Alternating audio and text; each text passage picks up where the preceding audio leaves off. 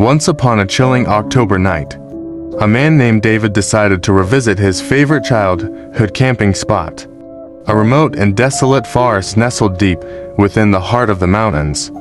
The ancient pines whispered secrets, and the moon cast eerie shadows across the rugged terrain as David set up his campfire. As the fire crackled and his memories danced, an eerie sensation settled over him. The wind howled like a tortured soul, sending shivers down his spine. He dismissed it as mere imagination, and retreated into his sleeping bag. However, the night took a sinister turn. A strange figure loomed in the darkness, its glowing eyes resembling molten embers. It watched David from the shadows, its heavy breathing resonating like a phantom's whisper. The figure was gone when David shined his flashlight, leaving only a sense of foreboding in its wake. The second night, David was plagued by phantom footsteps, whispering leaves, and a spectral, distant laughter that echoed in the cold, night air. Desperate to understand, he ventured further into the woods, stumbling upon a weathered grave marker beneath a gnarled tree. The name on the grave read Elijah taken too soon. Trembling, David realized this was a childhood friend who had gone missing during their last camping trip. Terrified, he returned to his campsite, but there was no solace to be found. The ghostly apparition of Elijah, with hollow eyes and tattered clothes, emerged from the darkness. It spoke in a mournful voice, blaming David for leaving him behind, for not searching harder, and for the cold, lonely death he had suffered. As the nights passed, David's world spiraled into a tormenting nightmare. He heard unholy chants and the haunting cries of forgotten souls. Shadows danced with malevolence. The trees themselves seemed to beckon him, and unseen hands clawed at his tent. One night, David could take no more. He fled his campsite and raced through the labyrinthine woods. But it was futile. The forest's malevolence pursued him, seeping into his very soul.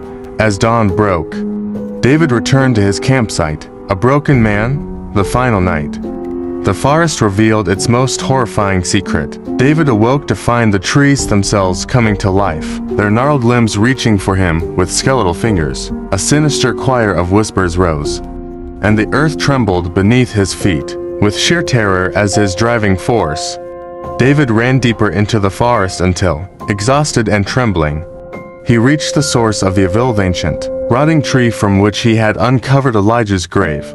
Desperate, he dug beneath it and unearthed a sinister amulet that pulsed with dark energy. In a final act of courage, David shattered the amulet, releasing a deafening scream that echoed through the forest. The malevolence dispersed like morning mist, leaving David gasping for breath. The forest was silent once more, but David knew that his favorite childhood camping spot was forever tainted. He left, vowing never to return, haunted by the memories of those horrifying nights. In the darkest corners of a forgotten wilderness, far from civilization's comforting glow, there existed a forest that whispered malevolence to those who dared to tread upon its unholy ground.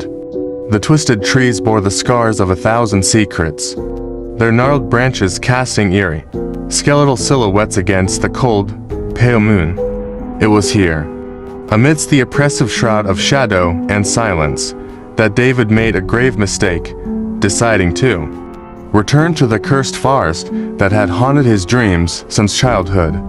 The ancient pines seemed to breathe with a sinister hunger, as if they were aware of his presence, awaiting his return to sate their insatiable thirst for torment. As David set up his campfire, the air grew dense with an ominous chill, and the wind whispered ominous secrets that slithered through the depths of his consciousness. He couldn't escape the feeling that he was being watched by unseen eyes, eyes filled with malevolence, eyes that watched and waited to ensnare his very soul. The first night was a symphony of terror, with spectral voices moaning through the trees and sinister figures lurking at the edge of his vision. Unearthly footsteps echoed through the darkness, and the earth beneath him seemed to writhe with hidden horrors. David's heart raced as he retreated into his flimsy tent, but there was no refuge from the relentless malevolence that now swirled around him. The forest's insidious grip tightened, promising a descent into madness and despair that he could not escape. As the night wore on, the forest revealed its true, nightmarish nature, and David realized that his return to this cursed place had been a grievous error. The sins of the past and the ancient evil lurking within, the trees were ready to exact their terrifying retribution upon him. Years passed since David's horrifying ordeal in the cursed forest, but the memories of that nightmarish place refused to relinquish their grip on his mind. He became an insomniac, tormented by the haunting whispers of the woods and the shadows that seemed to follow him wherever he went. One fateful night, as David lay in his sleepless bed, a dream wrapped him in its chilling embrace. In the dream, he found himself back in the dreaded forest. The same malevolent presence was there, intensified and palpable. The tortured spirits swirled around him, their wails echoing through the trees, and the ground trembled beneath his feet. Panic surged through his veins as the horrors of that place resumed. But then, the unthinkable happened. He awoke, gasping for breath, back in the same flimsy tent as the very first night he arrived in the forest. The campfire crackled with eerie familiarity, casting ghostly shadows that danced across the tent's walls. David's heart pounded with dread as he realized he was trapped in a never-ending nightmare. The malevolent forest had lured him back to the very beginning, a cruel twist of fate that left him terrified and utterly bewildered.